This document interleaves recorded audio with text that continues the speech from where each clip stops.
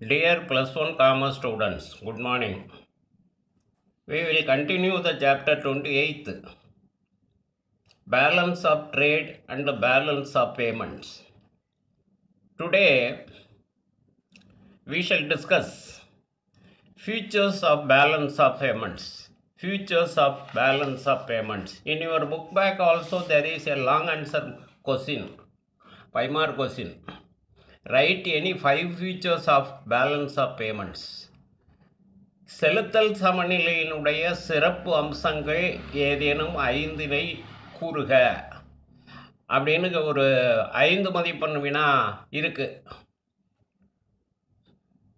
அதனால் இது ஒரு முக்கியமான கேள்வியாக எடுத்துக்கலாம். The main features of balance of payments are as follows. It is a systematic record of all economic transactions between one country and certain other countries of the world. It is a systematic record of all economic transactions between one country and certain other countries of the world. இது ஒரு நாடு உலகினுடைய பிற நாடுகளுக்கும் இடையில் நடைபெறக்கூடிய அனைத்து பொருளாதார பரிமாற்றங்களுக்கான முறையான பதிவு. அதாவது ஒரு நாட்டுக்கும் மற்ற நாடுகளுக்கும் இடையில் நடைபெறக்கூடிய பொருளாதார பரிமாற்ற நடவடிக்கைகளினுடைய பதிவாக இது கருதப்படுகிறது.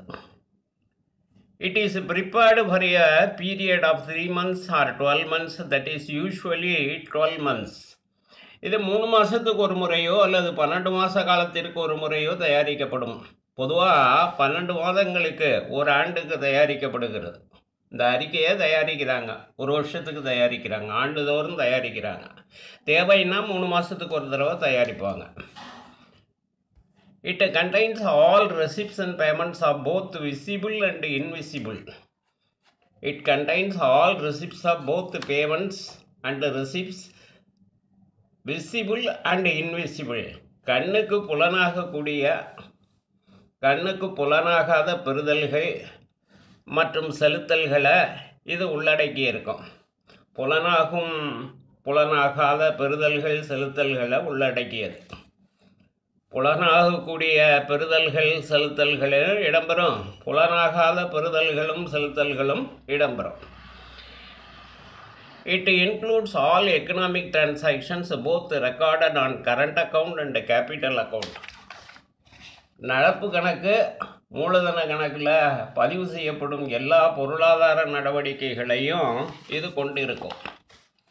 நடப்பு கணக்கு மூலதன கணக்கில் பதிவு செய்யப்படும் எல்லா பொருளாதார நடவடிக்கைகளையும் இது உள்ளடக்கியதாக இருக்கும். Economic transactions are recorded according to double entry principle of bookkeeping. Economic transactions are recorded according to double entry principle of bookkeeping. Accordingly, receipts are recorded on credit side and payments are recorded on debit side. பொருளாதார நடவடிக்கைகள் இரட்டை பதிவு முறை கோட்பாட்டின்படி பதிவு செய்யப்படும். பொருளாதார நடவடிக்கைகள் எல்லாம் இரட்டை பதிவு முறை கோட்பாட்டின்படி பதிவு செய்யப்படும். பெறுதல்கள் வரவு பக்கத்திலையும் செலுத்தல்கள் பற்று பக்கத்திலையும் பதிவு செய்யப்பட்டிருக்கும். It indicates a country's position in foreign trade. It indicates a country's position in foreign trade. இது அயல்நாட்டு வாணிபத்தில் ஒரு நாட்டோட நிலையை எடுத்து காட்டும். அயல்நாட்டு வாணிபத்தில் ஒரு நாட்டோட நிலையை எடுத்து காட்டும். Balance of payment shows a favorable or surplus position when the total receipts from foreign countries exceed the total payments to foreign countries. When the receipts from foreign countries are less than the payments to foreign countries, balance of payment is said to be unfavorable or in deficit. பிற நாட்டுக்கு செலுத்த வேண்டிய தொகையை விட பெறுதல்கள் அதிகமாக இருக்கும்போது செலுத்தல் நிலை சாதகமானது அல்லது உபரின்னு சொல்லுவோம். பிற நாட்டுக்கு செலுத்த வேண்டிய தொகையை விட பெறுதல்கள் குறைவாக இருக்கிறப்ப அதை பாதகமான செலுத்தல் நிலை அல்லது பற்றாக்குறை அப்படின்னு சொல்லுவோம். Balance of payment position shows the economic health of a nation, just like the thermometer indicates the temperature of human body.